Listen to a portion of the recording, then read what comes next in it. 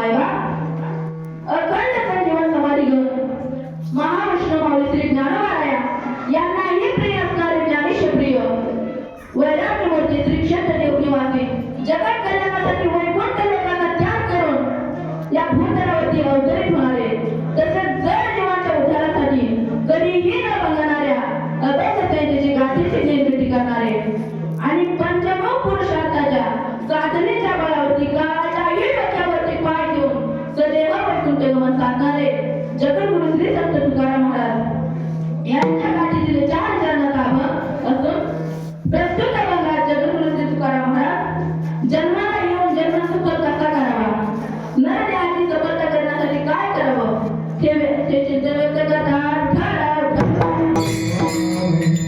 चिंतनाला प्रारंभ करण्यापूर्वी 2 शब्द चालू सांगले होते तो म्हणजे आता धोंडूबाई बळीराम गुट्टे यांच्या गोड जेवणानिमित्त हा ठेवलेला कार्यक्रम आणि माझ्याकडे दिलेली माणिक बळीराम गुट्टे म्हणजे माझे आजोबा आणि रंगनाथ बळीराम गुट्टे यांच्याकडून आलेली माझ्याकडे सेवा आणि या सेवेकरिता उपस्थित सर्व गायक गुरुजन सर्व आमचे गुरुवर्य विष्णुदास महाराज चोपडे आणि तिकडे गुरुवर्य आमचे विष्णुदास महाराज जराडे हे सर्व उपस्थित आहेत आणि बरेच आमच्या गावचे जीवलक सर्व जीवलक उपस्थित आहेत आणि कीर्तनाला लोकपाले होतात या सर्वांच्या चरणांना नमस्कार होतो आणि ते गायक गुरुजन वादक मानकरी विनकरी महाराज चौथर सर्वांच्या चरणांना नमस्कार होतो आणि माझ्या कीर्तनाला प्रारंभ करतो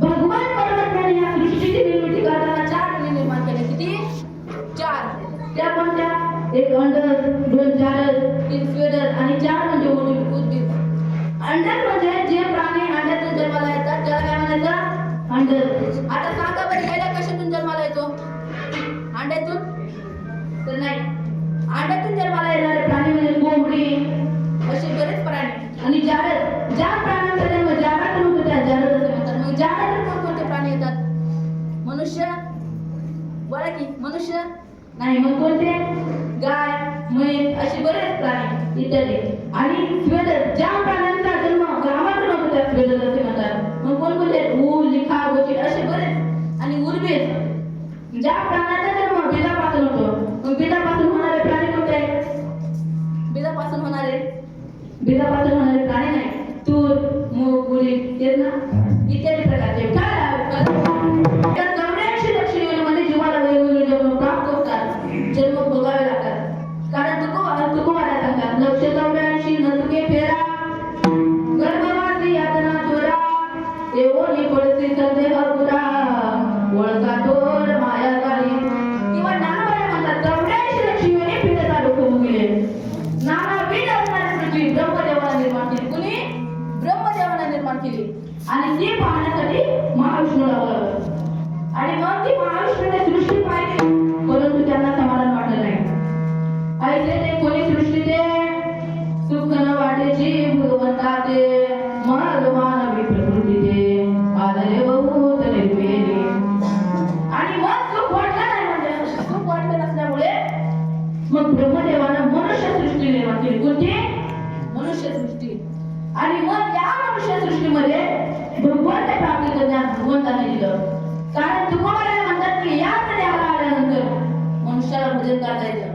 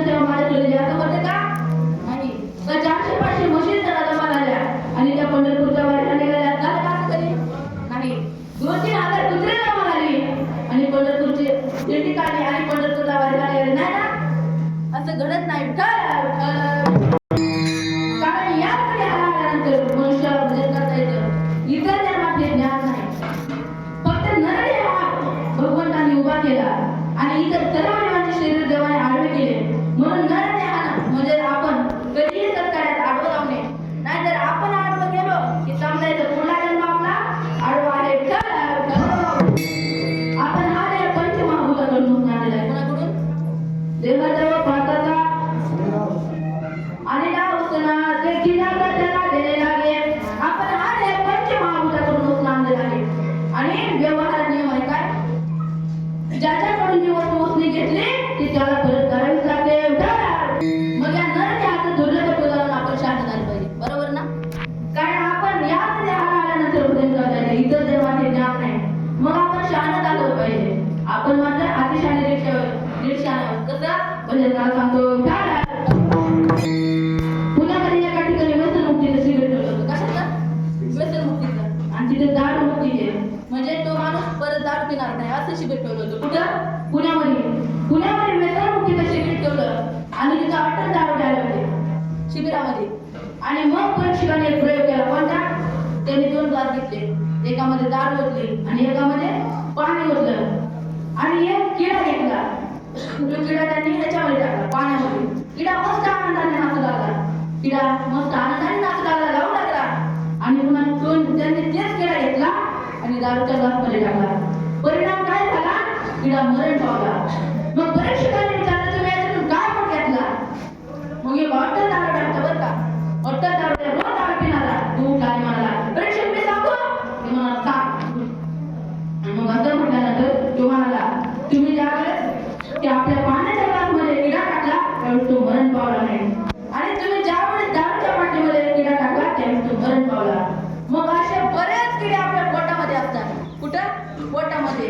आणि ते किडे मरण पावण्यासाठी रोज एक पॅक घेतलाच पाहिजे असं तो म्हणाला. कसं? ऐका, एक राजा होता आणि राजा होता तो राजाचा राजदरबार. राजा सभेमध्ये बसला. सभेमध्ये बसल्यानंतर 40-50 माणसं आली आणि 40-50 माणसं पाहिल्यानंतर राजा म्हणाला, बाळ्या जा मालकीणीला म्हणा की 40-50 कप चहा कर. किती? 40-50 कप चहा कर. आणि मग तो गेला मालकीणीकडे, म्हणाला, राणी साहेब मालकाने सांगितले की 40-50 कप चहा करा. मालकीण म्हणाली, 40-50 कप चहा? अहो साखर संपल्या. जावा राजसाहेबांना सांगा की साखर संपल्या. आणि मग तो बाळ्या गेला. कुठं? सभेमध्ये गेला. मग आता त्यानं मोठ्यानं सांगावं काय? राजसाहेबांच्या कानात सांगावं ना. मग तो गेला आणि सभेमध्ये ओरडला, काय राजसाहेब, काय तुमचा थाटमाट, काय बसायला अहो घरामध्ये साखर नाही. मग राजसाहेबांना काय केलं असेल? सभा संपल्यानंतर त्यांना घेतलं आणि त्याला सांगितलं, अरे बाळ्या अशा काही गोष्टी असतात त्या कानामध्ये सांगाव्या लागतात. तू म्हणाला आतापासून. काही दिवसानं राजाच्या उसा लागला. कशाला? उसा लागला. त्या बाळ्याला आठवलं ना मागच्या राजासाहेबांनी काय सांगितलं होतं? कानात येऊन सांगायचं. मग ते म्हणाला, आता जागीर जातो मालकाला आणि कानामध्ये जाऊन सांगतो. आणि मग ते गेला. त्यावेळेस तो राजा सभेमध्ये होता आणि मग तो असा फुलवायला पण जर आपण कानामध्ये सांगायचं. 2-3 तास झाले. किती? 2-3 तास झाले. आणि मग 2-3 तास झाल्यानंतर मालक सेवेतून उठले आणि जसं मालक सेवेतून उठले तसं बाळ्या गेला आणि कानामध्ये सांगू लागला, राजेसाहेब आपल्या उत्सव आला. मालकांनी धरून काय केलं असेल? त्याला सांगितलं, अरे अशा काही गोष्टी असतात ज्या ओरडून सांगाव्या लागतात. आणि मग काही दिवसांना राजाला मुलगा झाला. राजाला मुलगा झाला म्हणल्यावर नोकराला तर जमत नाही पडला. नोकर आता गावामध्ये गेला आणि गावामध्ये गेल्यानंतर ते आठवण सांगायला लागला, जवळ फिरून सांगायला लागला की राजासाहेबाला मुलगा झाला. राजाला म्हणाला, हे काय करायला? ते म्हणाला की आज तुम्हाला मुलगा झाला म्हणून मी वरून सांगायलो. ते म्हणाला, अरे अशा काही गोष्टी असतात त्या पेढे वाटून सांगाव्या लागतात. ते म्हणाला, आतापासून. मग काही दिवसांना राजाची पत्नीला आधार आला आणि पत्नीला आधार आल्यामुळे ती मरण पावली. मग आता हा नोकर किती शहाणा होता बरं. इथून अहमदपूरला गेला. अहमदपूरला गेल्यानंतर हिना दुकान आहे ना पुढं, त्याच्या पुढे एक पेढ्याचं दुकान आहे आणि तिथून गेल्यानंतर त्यानं पेढे घेतले. 10 क्विंटल पेढे घेतले. अख्ख्या गावामध्ये वाटले, अख्ख्या पंचकृषीमध्ये वाटले. आणि मग राजा आला. राजाला म्हणला आणि मग राजा म्हणाला, अरे हे तू काय करायला? एवढंच राजा म्हणाला, अहो राजासाहेब तुमची पत्नी वारली आणि म्हणून हे पेढे वाटायला.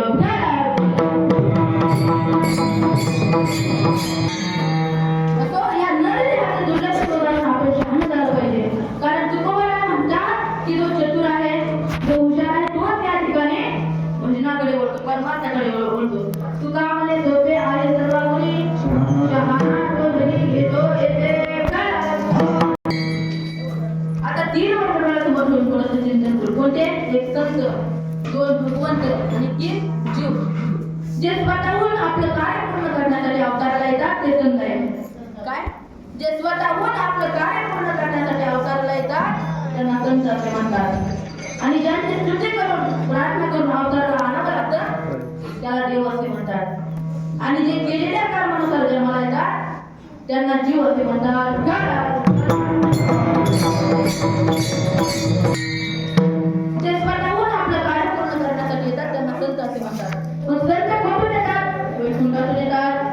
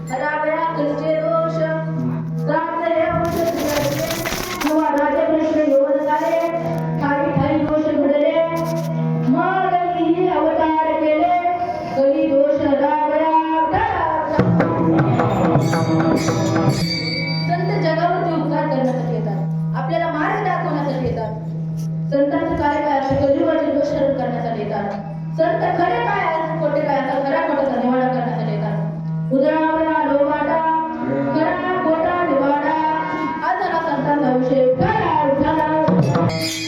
आता देव जे स्वतःहून अवताराला येतात ते देव आहेत. जे स्वतःहून नाही बरं का, ज्यांची स्तुती करून प्रार्थना करून अवताराला आणावं लागतं त्याला देव असे म्हणतात.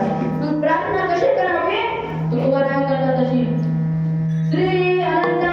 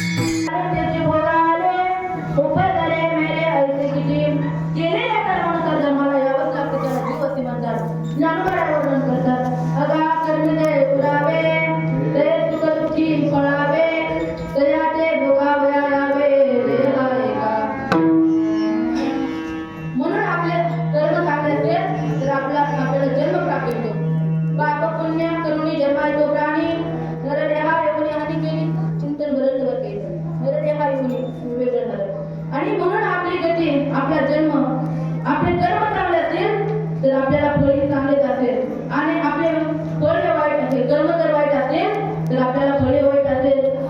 कर्म देवालाही चुकले नाही आणि देवाच्या बापालाही चुकले नाही. कसे म्हणजे त्याला सांगतो कर्मे श्रीरामा वनवासा गेला, कर्मे दशरथ वियोगे मेला, कर्मे रावण क्षय पावला, वियोगे घडला सीता देवी. कर्मामुळेच रावण वियोग झाला. कर्मे श्रीराम वनवासा गेला, कर्मामुळे राम वनवासाला गेला आणि कर्मामुळे सीता मातेला वियोग घडला. एक दृष्टांत सांगतो बरं काय का.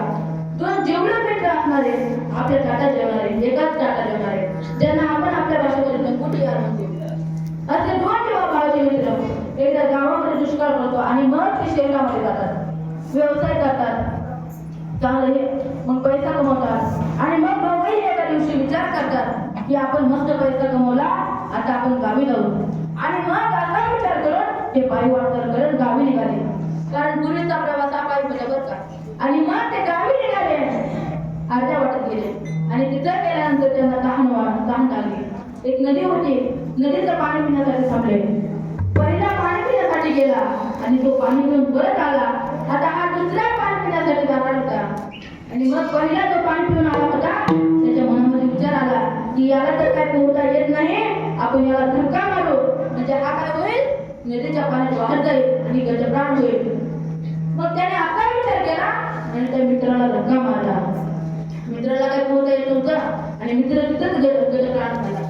पुढे याने दोघांचंही दंड बांधलं आणि आपल्या गावी आला. गावी आल्यानंतर त्याच्या आईवडिलांना सांगितलं की तुमचा मुलगा त्याला ग्रासला आणि तो तिथेच मरण पावला. आईवडील शोक करू लागले आणि पुढे मग हा घरी आला.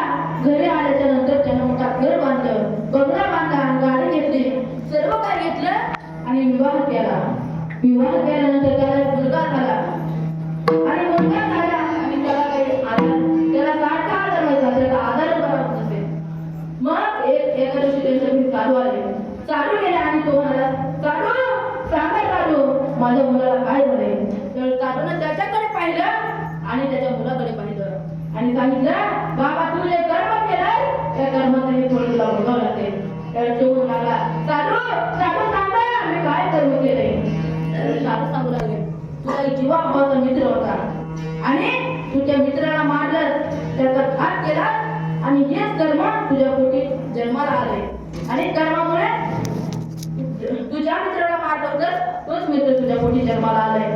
आणि असं साधूने सांगितलं आणि मग त्यांनी त्याचं तर काही सर्व काही घेतलं होतं, उलट व्याजाचं पण वसूल केलं आणि मग तुला मग साधूने सांगितलं की तुझ्या मुलाचा आधार बरा होईल, काळजी करू नको. आणि कर्मामुळे जन्म प्राप्त होतो आणि आता जन्म जर का प्राप्त झाला की मग मी काय करेन, अखंड नामस्मरण करेन. मी वाईट नादाला लागणार नाही. मी फक्त याच्यासाठीच अट्टास घालेन की माझा शेवट कसा गोड होईल. मग मी अखंड नामचिंतनात नव्हे आणि मग त्याचे नामचिंतनात असल्यामुळे माझा शेवट गोड होईल. मग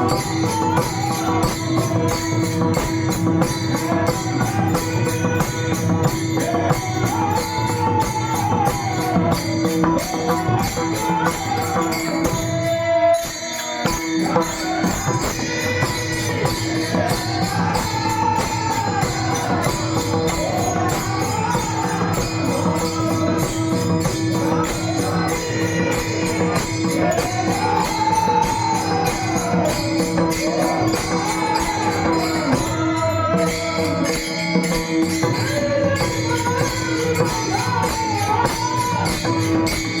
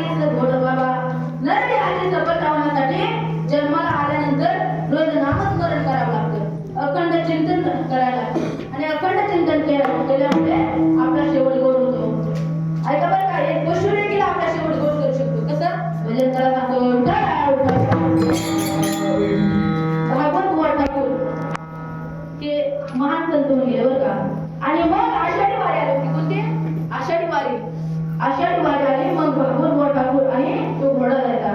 घोडा खूप हुशार होता. भागवत ठाकूर ज्ञानेश्वरी वाचायला लागले की घोडा पुढे जायचा आणि ज्ञानेश्वरी वाचणं थांबलं की घोडा जागेवरती थांबायचा. आणि मग असा असणार घोडा थकला होता. आणि घोडा थकल्यामुळे त्यांनी काय केलं, घोड्याला कबिलामध्ये ठेवलं.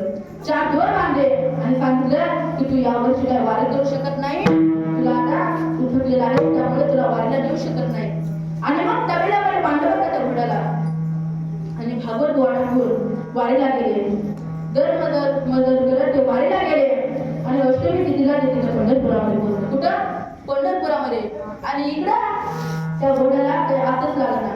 घोड्याला दुःख होऊ लागलं की आपण वारी करू शकत नाही. मग आपला शेवट कसा गोड होईल? आपल्याला फायदा नाही. आपण जन्माला येऊन काय केले याचा फायदा नाही आपल्याला. मग आपण वारी केली तरच आपला फायदा आहे. आणि मग असं सांगितलं ते घोड्याला. म्हटल्याच्या नंतर घोड्यानं 40 वर तोडले बरं का. घोड्यानं 40 वर तोडले आणि घोडा वारीला लागला. आणि त्या दिवशी भागवत ठाकूर अष्टमी तिथीला पंढरपुरामध्ये पोहोचले. चंद्रभागामध्ये गेले. दर्शन घेतलं. दर्शन घेतल्याच्या नंतर पुंडलिकरायाचं दर्शन घेतलं. पुंडलिकरायाच्या आईवडिलांचं दर्शन घेतलं. आणि मग पांडुरंगरायाच्या रावळात गेले. कुठं? पांडुरंगरायाच्या रावळात गेले. तिथं गेल्यानंतर देवाला हात जोडले. देवाला नमस्कार केला. दर्शन घेतलं आणि बाहेर आले. बाहेर आल्याच्या नंतर मंदिराला प्रदक्षिणा केली. नगर प्रदक्षिणा केली. आणि भागवत ठाकूर आपल्या मठामध्ये आले. कुठं? मठामध्ये गेले. आणि मठामध्ये गेल्याच्या नंतर त्यांना आश्चर्याचा धक्का बसला की तिथं घोडा आला होता. काय? त्यांचा घोडा की त्यांनी 4 दोर बांधून ठेवले होते. आणि तो घोडा तिथं आला होता. आणि घोडा आल्यानंतर घोड्यानं आल्या चंद्रभागेमध्ये स्नान केलं. भक्त पुंडलिकाचं दर्शन घेतलं. आणि सत्य आणि जलदेवाचं दर्शन घेतलं. पांडुरंगाचं दर्शन घेतलं. घोड्यानं पण नगर प्रदक्षिणा केली. आणि घोडा मालकांसाठी त्यांच्या आश्रमामध्ये येऊन थांबला. आणि मालकाचं दर्शन होईल म्हणून तो आश्रमामध्ये येऊन थांबला. मालक आले. घोड्याला आनंद आला. घोडा गेला. मालकांचं दर्शन घेतलं. आणि मालकांच्या पायावरती आनंद आश्रमाने त्यांचे चरण धुतले. चरण पूजन केलं. आणि त्यांच्या आनंद आश्रमाने घोड्याच्या चरण पूजन केलं. आणि पूजन केल्याच्या नंतर घोड्याला आनंद आश्रम आले. आणि घोड्याला आनंद आश्रममध्ये त्यानं मालकांचं दर्शन घेतलं. जसं दर्शन घेतलं तिथं आपला प्राण सोडला. घोड्यानं याच्यासाठी टाक धरला होता की मला काही उपयोग नाही. मी जर पंढरपूरच्या वारीला गेलो तरच मला उपयोग होईल.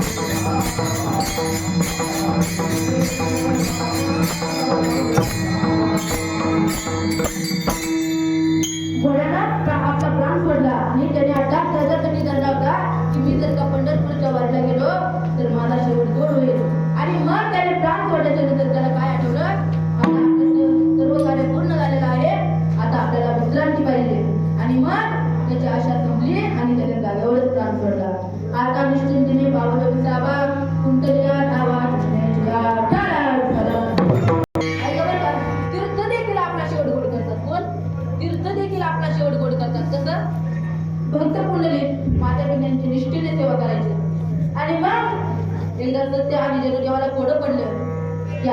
आपण तर शिकलेलो आहोत. आणि मग आपण गेल्यानंतर भक्त पुंडलिकाला फोन आहे.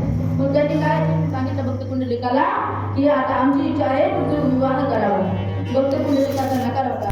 कारण भक्त पुंडलिकाचा होता की मी विवाह केल्यावर तुमच्या सेवेमध्ये अंतर पडेल. पण तर त्याने जनुदेवाच्या आज्ञेमुळे त्यांनी लग्न केलं.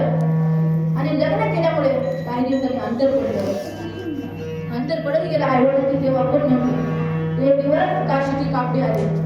काशीचे कापडे आले आणि ते सत्याने जनुदेवाने पाहिले आणि म्हणाले भक्त पुंडलिका, अरे आम्हाला वारी करण्याची इच्छा आहे आणि तू आम्हाला जाऊ द्यावं. आणि असं म्हटल्यानंतर भक्त पुंडलिकाने गाठोडं बांधून दिलं आणि त्या आईवडिलांकडे दिलं आणि सांगितलं जावा. आणि असं सांगितल्याच्या नंतर त्यांचे आईवडील गेले. ते भक्त पुंडलिकाचे आईवडील गेले. ते वारीला गेले, काशीच्या वारीला गेले. आणि मग दुसऱ्या दिवशी एक दिंडी आली आणि त्या दिंडीमध्ये भक्त पुंडलिकाची बायको म्हणाली की आता आपण पण वारीला जाऊ. मग असं म्हटल्याच्या नंतर भक्त पुंडलिकानं आवरलं आणि वारीला गेला. आणि वारीला गेल्याच्या नंतर वारीमध्ये गेला आणि तिथे एका ठिकाणी आश्रमावरती थांबला. आश्रमावरती 3 काळ्या कुट्ट स्त्रिया आल्या रात्रीच्या वेळी. एकदम काळ्या कुट्ट, शरीराचा दुर्गंध येत होता. त्या आश्रमामध्ये गेल्या.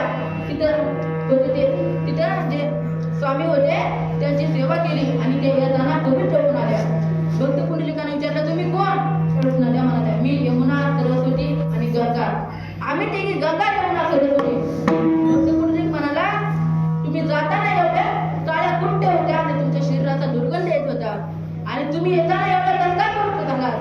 त्यावेळेस त्या काळ्या कुट्ट स्त्रिया म्हणाल्या तुझ्यासारखे पापी लोक आमच्या नदीमध्ये स्नान करतात आणि मग आम्हाला पवित्र होण्यासाठी आम्हाला साधू संतांच्या संगतीत यावं लागतं, त्यांची सेवा करावी लागते आणि मग त्यांची सेवा केल्यामुळे आमचा शेवट गोड आपल्या भागातील पण संतांनी, बऱ्याच संतांनी आपला शेवट गोड करून घेतला. त्यातील एक प्रसंग आठवलं बरं का. आपले मारुतराव महाराज खूप मोठे महान तेजस्वी साधू होते आणि पंढरपूरची वारी आली होती. कुठली? पंढरपूरची वारी आली होती. आपले मारुतराव महाराज दवाखान्यामध्ये होते. कुठं? नांदेडला होते. आणि नांदेडला होते त्यांच्या अंगामध्ये सुया घुसवल्या होत्या.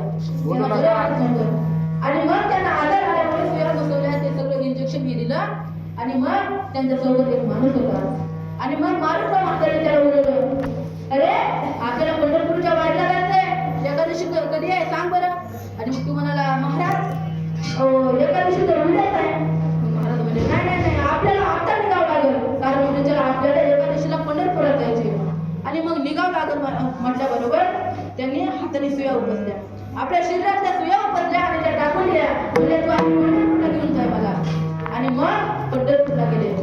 पुंडलिकाचं दर्शन घेतलं आणि पांडुरंगाचं दर्शन घेतलं. नगर प्रदक्षिणा केली आणि खाली मग नदीवरती आले. आणि नदीवरती आल्याच्या नंतर त्यांनी म्हणजे आता माझं कार्य पूर्ण झालं आहे, आता मला विश्रांती पाहिजे. आणि मग त्यांनी आपला शेवट तिथेच गोड केला. आजच्या प्रकारे तुकाराम महाराजांचा की यासाठी केला होता माझा शेवट गाडीच गोड व्हावा. मी याच्यासाठीच अट्टहास केला होता की माझा शेवट कसा गोड होईल. आणि मग तुकाराम महाराज म्हणतात मी अखंड नामचिंतन करेन आणि मी या नामचिंतनामध्ये रमल्यामुळे माझा शेवट गोड होईल. आणि आता शेवट गोड झाल्याच्या नंतर मग आता माझं संपूर्ण कार्य संपलेलं आहे.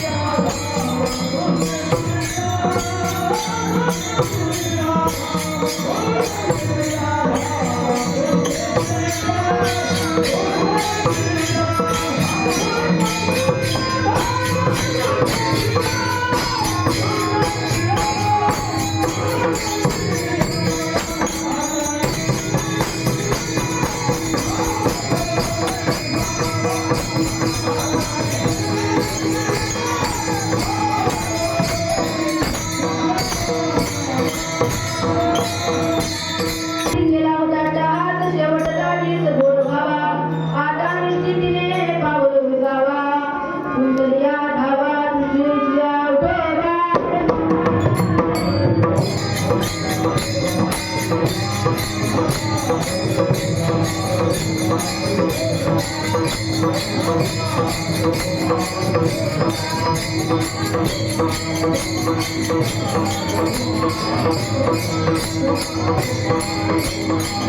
जोडून माझ्यावर खूप निष्ठावंत वारकरी आणि भक्त होते बरं का.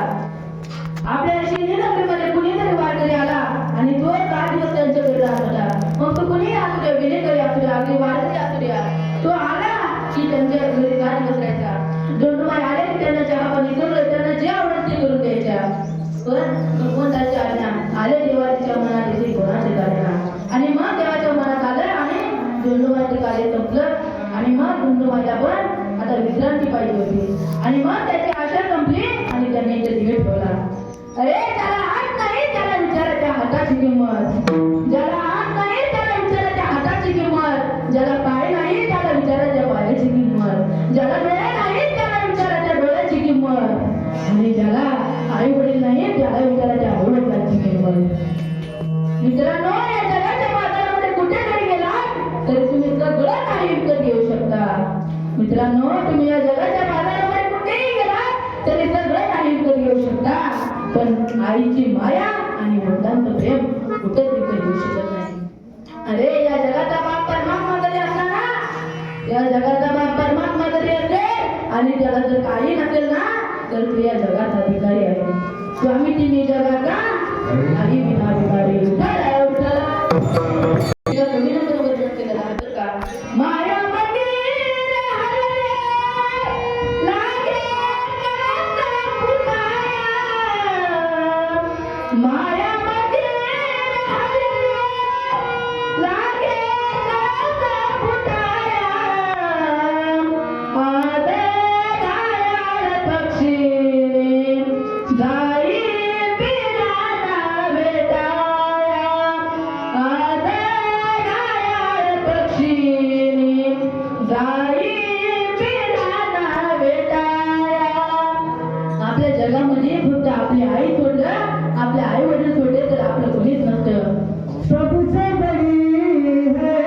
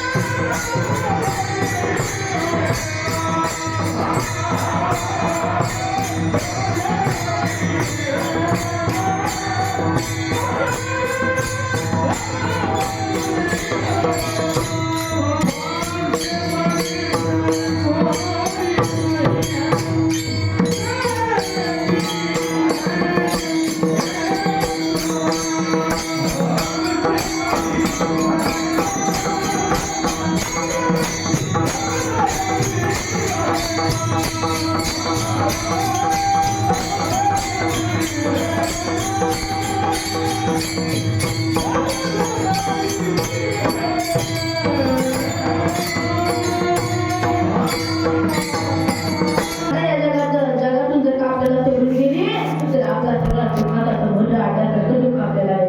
लेकराचे हित बाह्य माऊलीचे हित.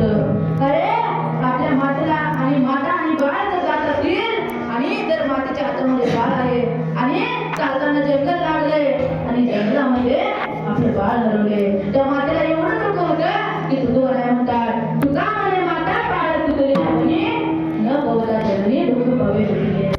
त्या मातेला एवढं दुःख होतं की कधी आपलं बाळ कापले. एवढं दुःख होतं म्हणून आपण आपल्या आई वडिलांना जपा, आपल्या आई वडिलांसाठी आपण जगा. आणि स्वामी विवेकानंद पण आपल्या आई वडिलांसाठी जगले आहे. श्यामची आई हिंदी पुस्तक वाचताना आणि भक्त पुंडली या आई वडिलांचे कट्टर निष्ठावंत भक्त होते. आणि भक्त पुंडलिकाच्या सेवेमुळे आज 28 युग झाले. स्वतः पांडुरंग परमात्मा विठीवरती बाई विठाला संतांच्या नामस्मरणाने यमाची भीती नष्ट होते. संतांच्या नामस्मरणाने यमाची भीती नष्ट होते. संतांच्या नामस्मरणाने माया निवृत्त होते. आणि संतांचं मंगळ नाव जर का आपण घेतलं तर आपल्या जीवाला पोचू वाटतं.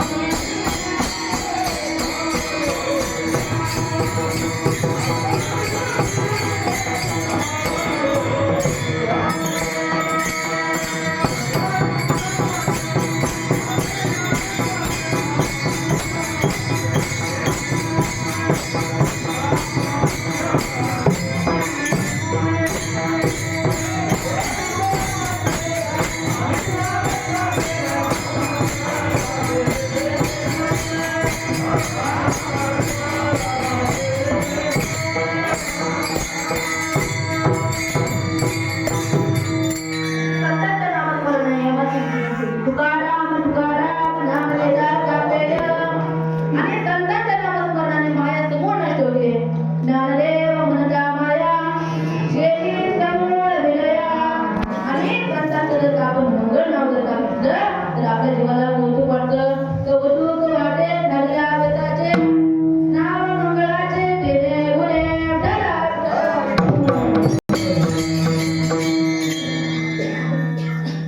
आणि आज मंडळात हिंदूमाला जाऊन 13 दिवस पूर्ण झाले बरं का. आपली आई ते आई असते बरं का. आपली आई ते आई असते, ती सांभाळणारी काही नसते. आई ते आई असते नसते सांभाळणारी काही असल्यावरती कळत नाही, नसल्यावरती मिळत नाही. आपली आई असते ना त्यावेळेस आपल्याला स्वर्ग असतो आणि आई गेली की नरकाचं सुद्धा दुःख भोगावं लागतं. एवढं महत्व आईला द्या आणि आपल्या आईसाठी केवळ जगायला शिका. आणि आपली आई तुमच्या गावाला जर धन्यवाद द्यायला लागली बरं का. कारण आम्ही जर का बाहेर गेलो पाहिलं तर एकही आजी दिसत नाही, एकही. आणि सगळ्या आजी वृद्धाश्रमात दिसतात. आणि मुलं काय करतात, दारूच्या व्यसनाच्या नादी लागतात. आणि तुमचं गाव खरंच भाग्यवान आहे, कारण तुमच्या गावामध्ये आजी सर्व आजी घरीच आहेत. कुणीही तुमचं गाव कष्टाळू आहे, सर्व काही करतात पण आपली आजी घरात आहे. त्यामुळे तुमच्या गावाला धन्यवाद द्यावे तेवढं कमी आहे. विठ्ठल आरोग्याला आणि तुकोबाराय म्हणतात की तुका म्हणे मुक्ती करी निघलो.